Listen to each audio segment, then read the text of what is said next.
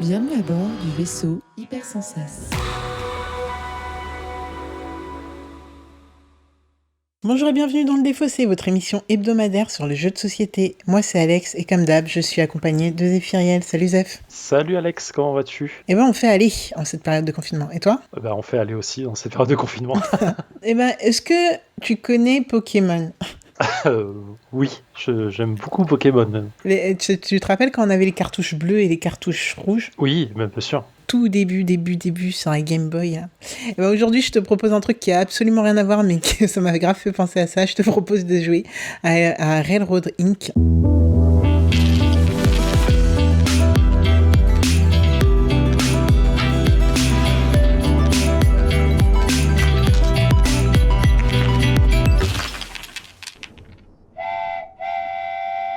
Pourquoi je parle de ça? Vous allez vous dire, ceux qui connaissent pas, ils ont dû me prendre pour une folle. C'est simple, en fait, ce jeu est sorti en 2 exemplaires, donc on a la version rouge et la version bleue, et ça m'a fait penser à ça. Et donc je voulais faire une petite blague par rapport à ça. Bref, rebelote. Petit retour en arrière, qu'est-ce que le Défaussé? C'est une émission hebdomadaire dans une vingtaine de minutes, dans laquelle on parle d'un jeu de société en particulier et en 3 parties. Aujourd'hui, du coup, Railroad Inc. Donc, en 3 parties. Pourquoi? La première partie, on va jouer... tout simplement, je vais vous expliquer les mécaniques de jeu, la thématique, par qui, comment, quand, pourquoi. Ensuite, on va jouer, en effet. Comme vous l'entendez, on est toujours confiné, donc on va jouer via Board Game Arena. Et ensuite, on revient pour une 3e partie où on va régler nos comptes, mais surtout débriefer sur ce qu'on a pensé du jeu. Est-ce que t'es prêt, Zéphiriel? Je suis méga chaud. C'est l'anecdote Pokémon qui t'a Alors, déjà, et deux, en vrai, ce jeu, visuellement, il m'attire depuis que je le connais. Et donc, du coup, je suis en mode... j'ai très envie de le connaître. Je ne sais, à part le titre et donc le thème, je ne connais pas de quoi il retourne dans le jeu. Mais du coup, visuellement, il a un truc qui me fait du bien à regarder, donc j'ai envie d'y jouer. Bah écoute, j'espère que ce sentiment va perdurer. Alors déjà, on va commencer par une petite anecdote, comment j'ai connu ce jeu. Tout simplement au Loufoque. Barrageux, ça fait longtemps que vous n'avez pas entendu parler du Loufoque dans le Défaussé. Pour le coup, c'est clairement ça. J'étais au Loufoque en tant que cliente et j'attendais quelqu'un qui m'avait... je suis quelqu'un qui est très ponctuel quand j'ai rendez-vous avec des gens, ou même très en avance pour pas faire attendre les gens, donc c'est moi qui attends au final. Et donc je ne sais plus c'était quoi le scénario, soit on me faisait attendre, soit j'étais très en avance. Dans les 2 cas, j'attendais. Et un des animateurs me dit t'attends depuis un moment, tu veux faire un truc, tu veux faire quoi? Et là, je lui dis écoute, je sais pas exactement dans combien de temps la personne arrive, donc un petit jeu si possible. Et là, on me sort Railroad Inc. Donc voilà, c'est vraiment la première, c'est le premier truc qui me passe en tête quand je pense à ce jeu, et je pense que c'est ma toute première expérience de ce jeu. C'est un jeu du coup qui a été conçu par Elshmar, en fait je sais même pas dire. Jalmar H et Lorenzo Silva, illustré par Martra Tranquilli. Ça peut se jouer jusqu'à 6 joueurs, mais de 1 à 6 joueurs. Pour 8 ans et plus, pour environ 30 minutes en réel, mais alors vraiment sur Board Game Arena, c'est une dizaine de minutes à tout casser. C'est un jeu qui est sorti en 2019, donc la partie rouge comme la partie bleue, et pour un prix de 14 à 16 euros. D'accord. Et c'est Horrible Guild qui fait ça? Putain, c'est ouf. Pourquoi c'est ouf? Parce que moi je les connais, enfin Horrible Guild, ils ont fait, c'est eux qui font des gros jeux type Nemesis, le dilemme du roi, truc comme ça. Donc du coup, pour moi, ça se jurait vachement, mais j'imagine qu'ils ont vachement plus de jeux dans leur sac que ce que je pense. Donc du coup, ça me fait bizarre d'un seul coup de voir un jeu aussi petit, fun et coloré que pas voir Alone ou le dilemme du roi, c'est tout, voilà. Mais j'imagine que je connais pas tout leur catalogue. Voilà, c'est tout. Et c'est édité par Edge aussi. Oui, donc, du coup, en français, c'est aussi des... Ouais. Donc, voilà. De quoi ça parle? Puisque comme tu l'as dit, c'est pas un gros jeu, et de toute façon on a dit une dizaine de minutes, c'est clairement pas un gros jeu. C'est un roll and write qui est donc sur le thème du transport, comme vous avez pu le deviner avec le titre, où on aura pour but de relier plusieurs sorties ensemble, tout simplement. On va avoir un plateau individuel sur lequel il y aura 12 sorties. C'est marrant, il précise sorties, c'est pas des entrées, donc 12 sorties. Du coup, il va falloir en relier le plus possible entre elles via des routes et des voies ferrées, et tout cela en 7 manches. Alors, comment ça se passe ? On a 7 manches et on a 4 ou 5 dés, je ne sais plus, mais je crois que c'est 4 dés. Bon, alors, à chaque manche, on va lancer les 4 dés, et sur les faces des dés, on va avoir soit que des routes, soit que des rails, soit un petit peu des deux. Et en fait, on va devoir composer avec ça pour faire des petits chemins sur notre plateau individuel. Donc, en physique, on doit les dessiner, les petits dessins, les petits tronçons de route. Sur Board Game Arena, la plateforme s'en charge pour nous et c'est bien pratique. Et donc, on va pouvoir faire des chemins et essayer d'en relier le plus possible entre elles. Le but étant bien sûr de faire le plus de points possible, donc plus il y en a de reliés entre elles, plus elles font de points, mais des fois on va se taper des malus pour les routes abandonnées, c'est-à-dire les routes qui ne seront reliées à rien. Donc on va être tenté aussi parfois on va être tenté de relier que 2 sorties entre elles, pour faire un petit chemin rapide, mais utiliser nos dés, et pour peut-être pas gâcher un itinéraire qu'on a commencé d'une certaine manière et qu'on veut pas foutre en l'air en mettant d'autres choses, etc. Donc on va essayer de composer le mieux possible avec le hasard, parce que bien sûr, qui dit dé dit hasard. Et ça pendant 7 tours. À la fin des 7 tours, on regarde où on en est, qui fait le plus de points. Alors très honnêtement et de manière très transparente, en physique je sais plus trop comment c'est compté, mais sur Board Game Arena le jeu le fait pour vous et ça c'est quand même génial. Grosso modo il me semble que quand on relie 2 entrées entre elles ça fait 4 points et après plus on en ajoute, plus on va rajouter de sorties, pas des entrées mais des sorties, plus ça va faire de points en plus, donc je crois que c'est 4 points en plus, et moins 1 point pour toutes les routes abandonnées. D'accord. Voilà. Donc les routes abandonnées, c'est celles qui ont commencé à s'attacher à une sortie, mais qui n'ont pas de début, c'est ça ? Ouais, qui sont reliés à rien. D'accord. On va avoir un petit système de bonus aussi, ça va être des morceaux de route qu'on va pouvoir rajouter. C'est des morceaux de route souvent qui ont les 4 côtés qui peuvent bien sortir au bon endroit, bien se relier avec un peu tous les scénarios possibles et imaginables.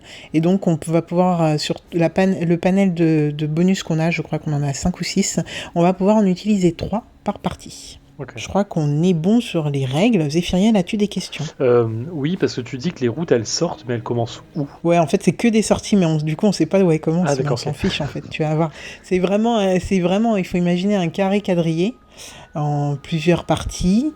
Et en fait, tu vas avoir des flèches qui t'indiquent à certains endroits des sorties. D'accord. Et c'est par ces sorties que tu commences ta route. Ah, ok, d'accord. Voilà. Donc, elle commence par les sorties, en fait. D'accord, il n'y a pas de gare d'entrée, en fait. C'est bizarre. Non, il n'y a pas de garde d'entrée, non. Mais c'est marrant parce que dans les règles, ils disent vraiment sortie. Du coup, je me suis dit, on va dire sortie, mais... Ouais. Et c'est vrai que les flèches sont vers l'extérieur, donc c'est des sorties. Ok, voilà. J'ai pas d'autres questions. Très bien. Si t'as pas d'autres questions, je te propose de lancer une partie de Railroad Inc. Chaud. Oh là là, si c'est pas bien pensé ça, mon gars. Moi, je fais de l'architecture urbaine depuis que je suis comme tout gamin. Je suis né dedans. Oh là là. Putain, je suis en train de faire de la merde. Moi je te fais de l'architecture de route. Putain, si bien parti. On est architecte de Railroad, de jamais ça. Office de... Si je fais ça, il se passe quoi ? Ah putain, comment je vais faire ça ? Tu vas me dire qu'il n'y a rien qui sort là ? Attends, c'est quoi Ah, il compte les points. Les traits droits, ils sortent pas quoi. Ah putain, attends, mais est-ce que ça existe le truc que je veux ? Ouais. Ouais, mais si je l'ai pas là, c'est la meute. Ok. Allez, déconne pas sur les sortir. Mais non ! Ah, c'est pas ce qu'on voulait. Hein. Putain. C'est quoi ce tirage là ? Il est tout pourrave. Et nous voilà de retour dans le défaussé après 9 minutes de Railroad Inc. sur Board Game Arena. Zéphiriel, qu'est-ce que tu as pensé de ce jeu que tu découvrais ce soir ?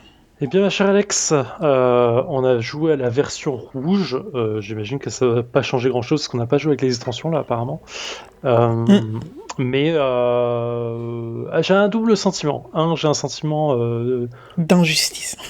Ouais, d'injustice parce que je perds d'un point et vraiment c'est très injuste. C'est très très injuste. Ah non, je parlais pas de ça, je parlais des derniers tirages. Mais Et oui, ça- parce que oui, le dernier tirage sur 7 rounds, les 6 premiers rounds, je gère plutôt pas mal en vrai. Je suis plutôt fier de moi. Et Ouais, il était trop beau ton truc. le dernier, il me fout dans une merde noire qui me fait perdre trop de points d'un coup. Et voilà. En vrai, c'est tout le problème de ce genre de jeu, c'est que du coup, bah, il y a vachement de hasard. Et tu contrôles le hasard sur les premiers rounds parce que tu te donnes l'impression d'eux. Et le dernier truc, il suffit qu'il y ait un truc très merdique et ça te frustre très fort. Mais je pense pas que tu puisses finir un truc parfaitement, ou alors c'est ultra dur à faire. Donc du coup, ce dernier round, en fait, tu essaies de l'optimiser autant que tu peux. C'est pas illogique, j'imagine. Bah, c'est du hasard, hein. Ouais, ouais. Donc en vrai, tu peux, mais c'est pas dû à tes. Enfin, si, il y a tes skills quand même de ce que t'as fait avant, et bon, voilà. Ouais. Mais, ouais, non, sinon, faut bien tomber. Et là, on aurait pu, toi et moi, faire un truc de ouf. Ça ne s'est pas passé comme ça. Pas du tout. Soyons honnêtes. Mais sinon, non, en vrai, ce que j'ai envie de faire, c'est rejouer tout de suite, donc je veux dire que c'est une bonne expérience.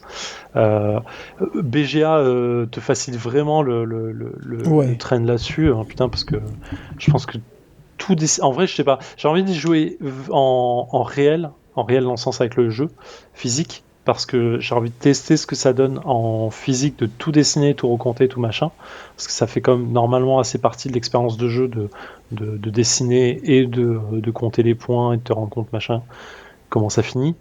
Mais non, c'est agréable. En plus, alors je veux dire le visuel, le graphisme qui vend le jeu, la boîte et tout, moi je le trouve très joli, j'adore vraiment. Il y a un aspect. Ouais, de tranquilli. Ouais. Ça me fait un peu rire son nom, c'est mignon. Ça me vend du rêve en fait. Enfin, c'est un truc qui est vraiment. Mais après, le graphisme du jeu réel, bon, il n'y a pas grand chose à part des traits et des points. Ah oui, hein. Voilà, donc c'est un peu Et je peux bizarre. te dire que j'ai vu des parties dessinées par des gens, et ça te donne pas un truc aussi bien. Ouais, c'est un peu bizarre. Mais du coup, là, BGA rend l'expérience super intéressante. Et je pense que c'est très cool. Mais du coup, j'ai envie de le tester en vrai. Parce que le fait de lancer les dés, de machin et tout. Franchement, il est fun. En vrai, il est fun. Ouais. Et cool. donc, c'est une très bonne expérience. En vrai, ça me conforte dans l'idée que j'ai envie d'avoir ce jeu. Pour les vacances, pour ce genre de choses, j'ai envie de l'avoir et y jouer de temps en temps. Donc c'est une expérience plus que positive pour moi et voilà et en plus tu en parleras sûrement, mais il y a l'air d'avoir plein de trucs à faire dans le jeu, plein d'extensions. Exact, parce que du coup on a, tu l'évoquais tout à l'heure, en fait dans chaque boîte donc on a une boîte bleue et une boîte rouge de base, et dedans on a 2 extensions pour chacun. Le bleu, bah en fait il joue sur la thématique de l'eau. Et le rouge, il va jouer sur la thématique du feu, de la lave, des météorites qui tombent et tout, et qu'il faut placer un peu à la... Je sais plus, mais le jeu que tu avais adoré là, et que ça te met des petites difficultés. Tu sais, quand on était obligé de placer à certains endroits des... Ah putain, comment s'appelle ton jeu en roll and write cartographeur. Cartographeur. Ouais. Donc c'est un peu ça, où tu te mets des handicaps dans un jeu qui déjà... Ouais. Enfin, si tu le finis bien, t'as de la chance, quoi. Mais en même temps, si t'arrives à faire un bon pool de lave et de météorites, et ben, tu as des points en plus. Enfin bref. Donc assez cool. Donc on a ces 2 extensions-là. Et comme tu le disais en off tout à l'heure, en effet, on a aussi deux autres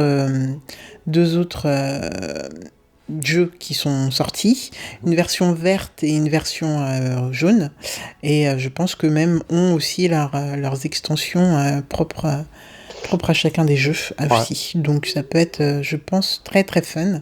Bah, clairement, moi je pense que je vais me prendre une boîte physique de la version verte qui me parle vachement visuellement, et je vois dans les extensions il y a une Railroad Inc. Eldritch Extension Pact, et Eldritch, c'est Cthulhu as fuck, donc je pense que je vais aller acheter ça tout de suite très vite derrière, parce qu'après je vois qu'il y a des tentacules, donc voilà.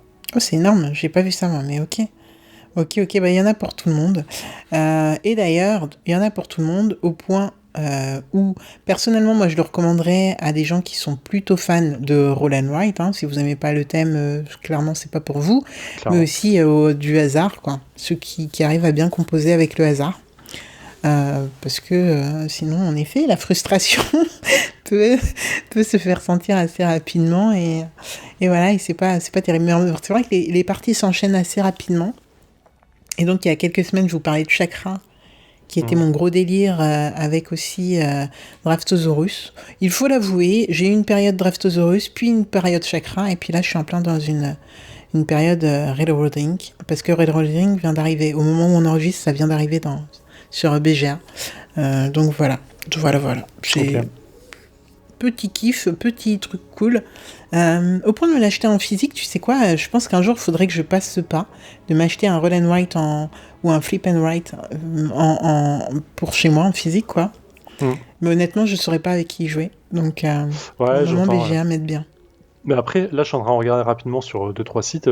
Railroad Inc. est en rupture un peu partout. Et donc voilà. Et en français ne sont pas sorties les extensions, les boîtes jaunes et vertes apparemment. Donc, et Cthulhu non plus. Donc du coup Cthulhu non plus. Donc à voir s'il faut pas demander un import ou attendre que ça sorte en version en localisé. Après, je saurais même pas dire si c'est un grand succès ou pas. Mais vraiment, j'en entends parler depuis un moment et je les vois quand je vais dans n'importe quel bar à jeu ou quoi. Ouais. Mais je saurais pas dire si ça a bien marché au point qu'ils sortent des extensions. En tout cas, on peut l'espérer. Ah, clairement, on espère. Hein. Clairement. Ok, Zéphiriel, est-ce que tu as quelque chose à rajouter sur Railroad Inc. Non, à part te remercier, parce que pour le coup, ça me fait du bien d'avoir testé ce jeu, et ça me donne du coup envie, là, tout de suite, de tester un cartographeur, donc je pense qu'après après l'émission, je vais aller sortir pour faire une partie. Soirée Roll and Write. Bien sûr. Voilà, écoute, ça me fait plaisir. C'est gratuit. Allez, hop. Cool. Eh bien, du coup, qu'est-ce qu'il nous reste à faire ? Il nous reste à remercier nos auditeurs, comme d'habitude. Préciser que on a un Discord où vous pouvez venir papoter. Depuis quelque temps, on est plus présent, Zéphiriel et moi. Sam, je crois pas l'avoir déjà vu dessus, mais voilà, on essaye d'être présent. On ne laisse plus que Théo Rivière s'en occuper, donc voilà. Après, c'est peut-être dû au confinement, et dès qu'on sera déconfiné, peut-être qu'on sera beaucoup moins, je ne sais pas. Mais en tout cas, voilà, donc si vous voulez rejoindre la communauté, écoutez, c'est avec plaisir, on organise des choses. Là, des auditeurs viennent de mettre au point un groupe pour jouer sur BGA, avec ceux qui ont envie, etc. Donc voilà, il se passe des choses, c'est super cool, venez découvrir nos autres podcasts aussi. Ça fera plaisir. N'hésitez pas aussi à nous laisser des petites étoiles et des petits commentaires sur les différentes plateformes qui vous permettent d'écouter. Ça nous fait toujours plaisir et franchement, c'est toujours top d'avoir de vos retours. Grave.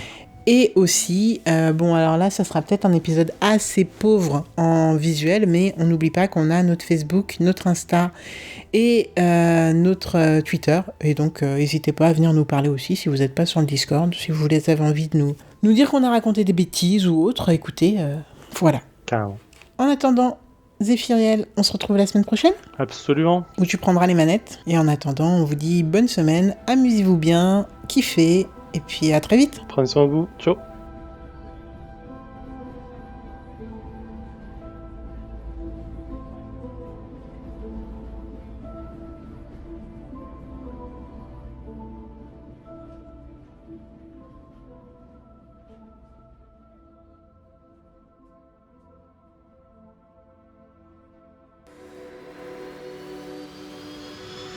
Fin de transmission.